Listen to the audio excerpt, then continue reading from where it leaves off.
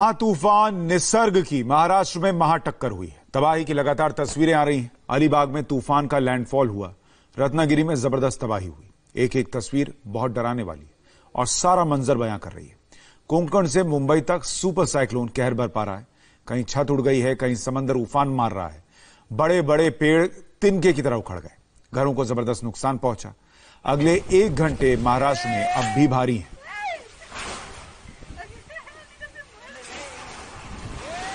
तूफानी हवाओं का कहर महाराष्ट्र के रत्नागिरी और रायगढ़ में सबसे ज्यादा दिख रहा है। रत्नागिरी में इतनी तेज हवाएं चली कि घर की छत उड़ गई। रायगढ़ में भी टीन शेड उड़ गए। कई जगह घर और गोदाम की टीन की छत उड़ गई।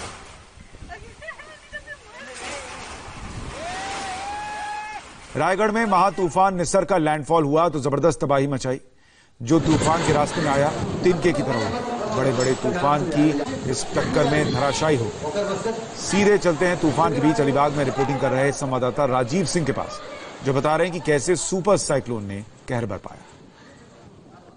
निसर्ग तूफान के चलते रायगढ़ जिले में तेज बारिश और हवाओं की वजह से कई जगहों पर पेड़ गिर गया है। हम आपको तस्वीरों के जरिए दिखाते हैं कि किस तरह से, आप देखिए, एक बड़ा सा पेड़ जो है ये रायगढ़ जिले में मुख्य सड़क पर गिरा हुआ आपको नजर आएगा। और जाहिर बात है कि अगर यहाँ से कोई शख्स गुजर रहा होता या कोई वाहन यहाँ से गुजर रहा होता, वो इसकी चपेट में आ जाता तो निश्चित तौर पर कोई बड़ा हादसा हो सकता था। और हवाएं देखिए किस तरह से यहाँ पर तेज हवाएं चल रही है। जो सामने आपको कई पेड़ सड़क किनारे खड़े हुए दिखाई दे रहे हैं, उन पेड़ों की टहनियां कितनी तेजी से हिल रही हैं, इसको देखकर आप अंदाजा लगा सकते हैं। और सड़क पर इस तरह से एक के बाद एक कई ऐसे पेड़ आपको गिरे हुए नजर आएंगे। फिलहाल ये तस्वीर निसर्ग तूफान के चलते रायगढ़ जिले में सामने आई है और जगह जगह पर इस तरह से कई बड़े पेड़ जो है गिरे हुए हैं और जिसकी वजह से कई जगहों पर सड़क पर भी उसका असर हुआ है। हालांकि तूफान के चलते जो है प्रशासन ने लोगों को अपने घरों में रहने की अपील की थी, लेकिन इसी वजह से कोई हादसा अभी तक सामने नहीं आया। लेकिन जिस तरह से पेड़ गिरने की घटनाएं सामने आई है, वो कहीं ना कहीं एक बड़े हादसे के रूप में तब्दील हो सकती थी अगर प्रशासन ने समय रहते लोगों को चेताया नहीं होता तो। आप तस्वीरें देख रहे थे उस इलाके की जहां पर लैंडफॉल हुआ। वहां पर अलीबाग पर क्या तस्वीर थी, राजीव बता रहे थे। ये कुछ और तस्वीरें आपको उसी अलीबाग की दिखा रहा हूं। सड़क पर देखिए पेड़ टूट टूट कर गिरे हुए हैं। पेड़ों के पत्ते जो हैं वो चारों तरफ बिखरे पड़े हैं और जैसे जैसे गाड़ी आगे बढ़ रही है, आप देखिए बड़े बड़े पेड़ वहां पर धराशायी हो गए। इनको अगर यहां पर पब्लिक होती, सामान्य जनजीवन चल रहा होता, कितना नुकसान हो रहा होता आप अंदाजा भी नहीं लगा सकते। इतनी तेज हवाएं चल रही थी कि इन पेड़ों के लिए उन हवाओं को चैलेंज कर पाना, उनके सामने अपना वजूद बचा कर रख पाना संभव नहीं हुआ।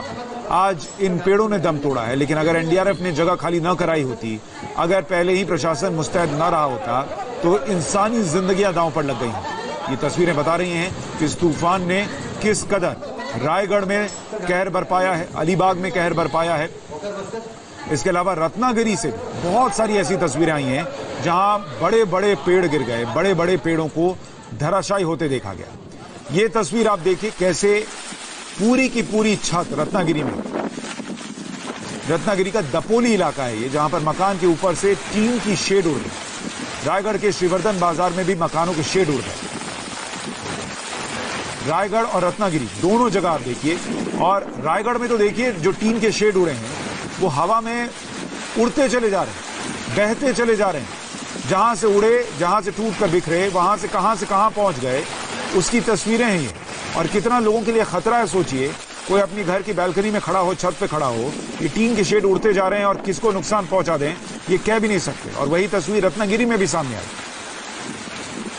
पारस कोठारी हमारे साथ लाइव जुड़ गए हैं। पारस, इस वक्त क्या अपडेट है, क्या तस्वीरें दिखाइए जरा, बताइए जरा।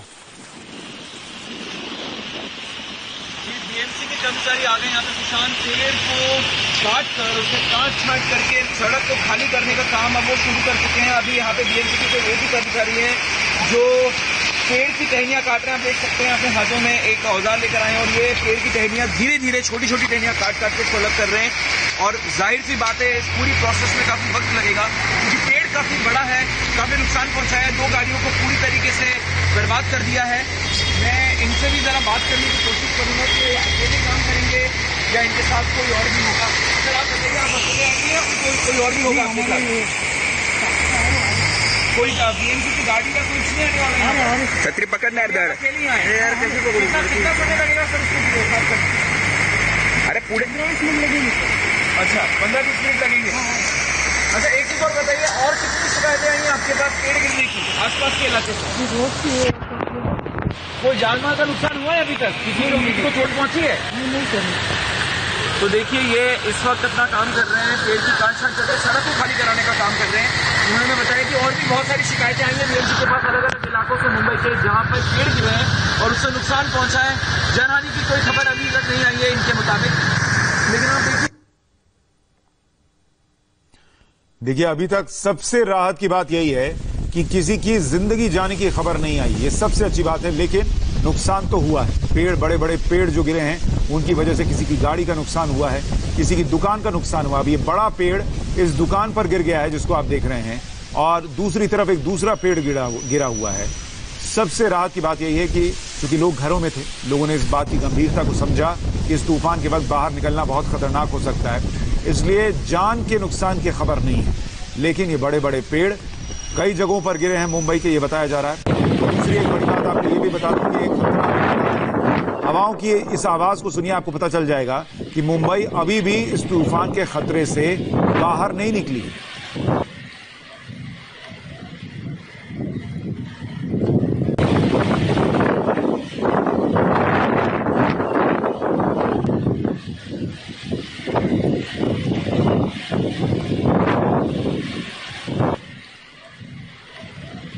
रत्नागिरी का एक और चौंकाने वाला मंजर आपको दिखाता हूं, जहां तूफान की दस्तक के साथ ही समंदर में लहरें उफान मारने लगी। इस बीच एक छोटा जहाज समंदर के बीच फंस गया, हिचकोले खाने लगा। इस जहाज के बारे में हालांकि अभी ये नहीं पता कि इसके अंदर कोई था या नहीं था, उम्मीद है कि नहीं होगा, लेकिन इस जहाज को आप देखेंगे तो आपको पता चल जाएगा कि समंदर में किस तरीके का असर दिख रहा था इस तूफान की वजह से। बार बार ऐसा लगा कि जैसे अब ये जहाज समंदर में समा जाएगा, लेकिन लहरें एक बार फिर इसे ऊपर धकेल देती थी। दूसरी तस्वीर भी आप देखिए, बड़े बड़े शिप कैसे इस समंदर में फंस गए इस तूफान के बीच। और ये तट के पास का इलाका है। सोचिए ये जहाज जो खड़ा है, ये अभी जो आप देख रहे हैं, ये तट से बहुत दूर नहीं है। समंदर के बीच तूफान आए और जहाज फंस जाए, ऐसी खबरें देखिए, ऐसे विजुअल देखें, लेकिन तट के पास ऐसा तूफान दिखना, ये अपने आप में बताता है कि वहां पर हवा की इंटेंसिटी, तूफान का असर कितना ज्यादा था। वहीं रायगढ़ के अलीबाग में जहां तूफान का लैंडफॉल हुआ, वो भयंकर तबाही का मंजर छोड़ गया है। कई पेड़ गिर गए, आम की पेड़ों को काफी नुकसान हुआ है। राजीव सिंह ने वहां से एक और रिपोर्ट भेजी। रायगढ़ जिले के थल गांव में मैं मौजूद हूं और यहां पर आपको तस्वीर दिखाता हूं कि किस तरह से निसर्ग तूफान ने कहर ढाया है। आपको तस्वीरों के जरिए दिखाते हैं। आप देखिए, ये यहाँ पर एक आम का पेड़ था और आम के पेड़ से किस तरह से जो बड़े बड़े हापूस आम हैं वो आपको सड़क पर गिरे हुए नजर आएंगे। तो जो आम का व्यापार करने वाले व्यापारी हैं, गांव के जो किसान हैं, उनका किस तरह से बड़े पैमाने पर नुकसान हुआ है, यहाँ पर इन बिखरे हुए आमों को देखकर आप अंदाजा लगा सकते हैं। आप देखिए, ये जो आम है ये हापूस आम है, बड़े पैमाने पर आपको इस तरह से सड़क पर गिरा हुआ नजर आएगा। जाहिर बात है कि इस तरह से इतने बड़े बड़े हापूस आम जिनकी कीमत इस वक्त बाजार में हजारों रुपए है, इतने बड़े बड़े आम यहाँ पर सड़क पर बिखरे हुए नजर आ रहे हैं। आप देखिए किस तरह से टहनियां जमीन पर गिरी हुई हैं। इस गांव में हमने कई जगहों पर जो है पेड़ भी गिरे हुए देखे हैं। तो इस तरह की तस्वीर पूरे गांव में देखने को मिल रही है। यहाँ पर हमारे साथ में स्थानीय गांव के लोग भी उनसे बात करेंगे। सर, जानना चाहेंगे क्या ये आपका पेड़ था और ये तूफान के चलते गिरा है? कितना नुकसान हो गया आम का? मेरा कम से कम 10 से 12 हजार रुपए का एक झाड़ का नुकसान हुआ है। ऐसा मेरा इधर है, हमारे खेती में भी ऐसा झाड़ है, तो बहुत आम उधर भी ऐसा पकड़ा था हापुस का, लेकिन वो बहुत आम गिर के सब सत्यानाश हो गए। तूफान के चलते ही ये नुकसान हुआ है आप लोगों को, तो अभी इससे कैसे उबर पाएंगे? अभी तो कुछ फिलहाल कुछ उसका अभी ब्रांचेस है जो फांदी भी कट के नीचे गिर गया है। फिर क्या अभी ये तो नुकसान भरने वाला नहीं है, क्योंकि फिर वो 1 साल के बाद उसको दूसरा ब्रांचेस फांदे आएगा, फिर आम पकड़ेगा, 2-4-5 साल तो जाएगा। बिल्कुल। क्या पूरे गांव में यही इसी तरह सब गांव में यही है, लेकिन वो आम का है, नारियल का है, सुपारी का तो बहुत पेड़ टूटा है, ऊपर से ही टूटा है, और नारियल का तो सब वाट तो पूरा बिल्कुल। जैसे कि यहाँ इस गांव के निवासी बता रहे हैं कि यहाँ पर नारियल का पेड़ हो, सुपारी का पेड़ हो या फिर आम का पेड़ हो, आप देखिए किस तरह से यहाँ पर आपको सड़क पर पूरी तरह से जो ये हापूस आम है ये बिखरे हुए नजर आएंगे। और ये तस्वीरें बता रही है कि किस तरह से इस तूफान ने कहर ढाया है, बड़े पैमाने पर किसानों का नुकसान हुआ है, गांव वालों का नुकसान हुआ है। कैमरामैन विजेंद्र भदौरिया के साथ राजीव सिंह, इंडिया टीवी, रायगढ़। इस वक्त एक और बड़ी खबर आपको बताऊं, निसर्ग तूफान की वजह से मुंबई एयरपोर्ट को बंद कर दिया गया है। शाम 7 बजे तक मुंबई एयरपोर्ट बंद किया गया है। बताया जा रहा है कि कार्गो प्लेन के रनवे पर फिसलने के बाद एयरपोर्ट को बंद किया गया। हमारे सहयोगी जेपी सिंह ज्यादा जानकारी दे पाएंगे। जयप्रकाश, क्या अपडेट है इस पर? देखिए सुशांत, अगर मेरी आवाज आपको आ रही है तो मैं बहुत ज्यादा यहाँ पर जो है परेशानी फेस कर रहा हूँ। गेटवे ऑफ इंडिया पर हमारी वो भी काम नहीं कर रही है और जो कैमरा है वो भी जो है वो कनेक्ट नहीं हो रहा है। लेकिन जो एयरपोर्ट की जानकारी आपने दी है, एयरपोर्ट जो है वो बंद कर दिया गया है, शाम के लिए एहतियातन तौर पर बंद किया गया है। और एयरपोर्ट से कोई भी फ्लाइट न टेक ऑफ कर रही है न लैंड कर रही है, क्योंकि जो निसर्ग तूफान है उसने दस्तक देने के बाद लगातार बारिश बहुत तेज हो गई है और बारिश के साथ जो हवाएं हैं वो रुकने का नाम नहीं ले रही है। पहले हवाएं तेज हुई थी, लेकिन अब बारिश जो है लगातार तेज हो गई है। मैं आपको बताऊं, जब से पिछले 1 घंटे से जो बरसात है वो रुकने का नाम नहीं ले रही है। और ये अगर बरसात ऐसी ही जारी रहती है तो निश्चित तौर पर जो हमारी चिंता है वो लो लाइन इलाकों की है और लो लाइन इलाकों में पानी भरना शुरू हो जाएगा और वहां पर सबसे बड़ी दिक्कत जो है वो मुंबई वालों को फेस करनी होगी। कुछ इलाकों में बिजली जाने की खबर है, कुछ इलाकों में जो है वहां पर अभी भी रेस्क्यू का काम चल रहा है। अभी जो मुंबई के कमिश्नर है IS चहल, वो वर्सोवा पहुंचे हुए हैं और वर्सोवा में 2000 परिवारों को वहां के मोरा गांव से बाहर निकाला गया है और मोरा गांव से बाहर निकालने के बाद उनको जो है रितुम्बरा कॉलेज के अंदर शिफ्ट कराया गया है। तो अभी खबर वर्सोवा गांव से आई है कि वहां पे 2000 लोगों को इवैक्यूएट किया गया है और 400 परिवारों को जो है और वहां से स्थानांतरित करने का काम चल रहा है। क्योंकि पहले मुंबई ने ये सोचा, BMC ने सोचा कि बारिश कम होगी, लेकिन अब अचानक बरसात बढ़ गई है, जो चिंता की बात है। सुशांत, 7 बजे तक कहा जा रहा है कि एयरपोर्ट बंद किया गया है। क्या ये मानकर चला जा रहा है कि 7 बजे तक इस तूफान का असर खत्म हो जाएगा? सुशांत, जो लैंडस्केप किया है तूफान ने, उसके करीब 4-5 घंटे तक जो है इसके असर की बात मौसम विभाग ने कही थी और ये साफ तौर पर यहाँ पर दिखाई भी दे रहा है कि तूफान ने करीब 1:15 बजे 1:30 बजे लैंडस्केप किया और उसके बाद से लगातार पहले हवाएं तेज हुई और हवाएं तेज होने के बाद जो है अब जो है बरसात जो है वो तेज हो गई है और बरसात इतनी ज्यादा तेज हो गई है कि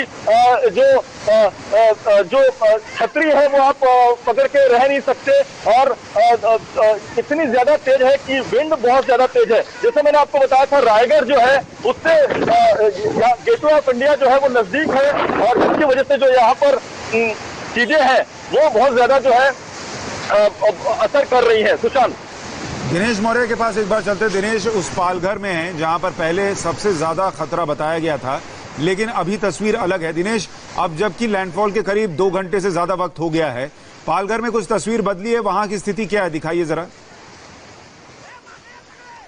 देखिए, यहाँ पर अभी भी स्थिति पूरी तरह से सामान्य, जो खतरा था पूरी तरह से टल गया था, लेकिन चूंकि बरसात की जो आशंका थी, अनुमान जताया गया था, उस हिसाब से मूसलाधार तो बरसात नहीं, लेकिन लगातार बूंदाबांदी यहाँ पर जारी। और यही वजह कि यहाँ पर अभी भी जो है एहतियात के तौर पर गश्त लगाए जा रहे हैं। जो अभी जो स्थानीय लेवल पर जो सरपंच है या फिर जो अन्य अधिकारी है राज्य सरकार के, वो लगातार पूरे इलाके में गश्त लगा रहे हैं। अभी भी लोगों को कह रहे हैं कि वो इसे लाइटली ना ले, भले ही खतरा टल गया हो, लेकिन चूंकि बरसात होने का अनुमान है, 2 दिनों तक ये रेड अलर्ट जारी किया गया, इसलिए सावधानी बरतना चाहिए। और यही वजह कि यहाँ पर देखिए लहर तो पहले से ही कम हो गई थी और बरसात अभी बूंदाबांदी जारी है, तो थोड़ा समय जब तक ये पूरी तरह लैंडफॉल का असर पूरा जब तक खत्म नहीं होता तब तक यहाँ पर एहतियात तो जरूर बरता जाएगा। लेकिन जिन लोगों को शिफ्ट किया गया है सुरक्षित जगहों पर, उन्हें आज के दिन भी उसी जगह पर रहना होगा। इस तरह का फैसला जो है यहाँ के स्थानीय कलेक्टर ने लिया है, क्योंकि ये जैसे कि हम लगातार कहते हैं कि मौसम को प्रेडिक्ट कर पाना बहुत मुश्किल है और जिस तरह से निसर्ग अब आगे की तरफ बढ़ रहा है, लेकिन सावधानी बरतना बहुत जरूरी है। जिन 21,000 लोगों को एक थोड़ी राहत ये लगती है कि कुछ इलाके जैसे पालघर है या दूसरे इलाके, वहां पर अगर असर नहीं होता है, अब वक्त जैसे जैसे बीत रहा है, तो वहां पर राहत रहेगी कि वहां नुकसान नहीं हुआ। हम आप लोगों के पास अपडेट के लिए लौटेंगे, एक छोटे से ब्रेक के लिए रुक रहे हैं।